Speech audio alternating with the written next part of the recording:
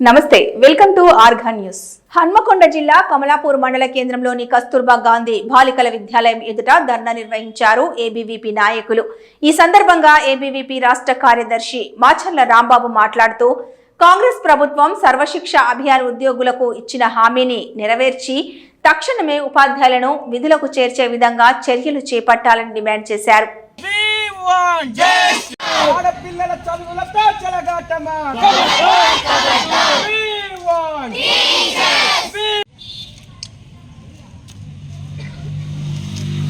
అందరికీ నమస్కారం. నా పేరు మాచర్ల రాంబాబు, ఏబీపీ రాష్ట్ర కార్యదర్శి.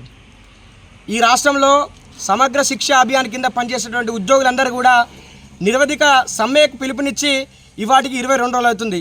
22 రోజులుగా ఈ సమగ్ర శిక్ష అభియాన్ కింద పనిచేసే ఉద్యోగులు పాఠాలు బోధించేటువంటి కస్తూర్బాలలో, అదేవిధంగా ఎంఈఓ ఆఫీసులలో, డిఓ ఆఫీసులలో ఉద్యోగులు లేక, ఇక్కడ పాఠాలు చెప్పడానికి ఉపాధ్యాయులు లేక, ఇక్కడ విద్యార్థులందరూ కూడా బిక్కుమని ఎదురు చూస్తున్నారు. 10th క్లాస్ విద్యార్థులకు పబ్లిక్ పరీక్షలు వస్తున్నాయి. Intermediate first year second year విద్యార్థులకు పబ్లిక్ పరీక్షలు వస్తున్నాయి. సెకండ్ ఇయర్ విద్యార్థులకు ప్రాక్టికల్స్ పరీక్షలు వస్తున్నాయి. కానీ ఇంతవరకు వాళ్ళకి సిలబస్ కాలేదు, వాటికి సంబంధించినటువంటి ప్రాక్టికల్స్ కూడా పూర్తి చేయలేదంటే ఇక్కడ చదివేటువంటి విద్యార్థులు వచ్చేటువంటి పరీక్షలలో ఏ విధంగా మిగతా విద్యార్థుల్లో పోటీ పడతారో ఈ రాష్ట్ర ప్రభుత్వం సమాధానం చెప్పాలి.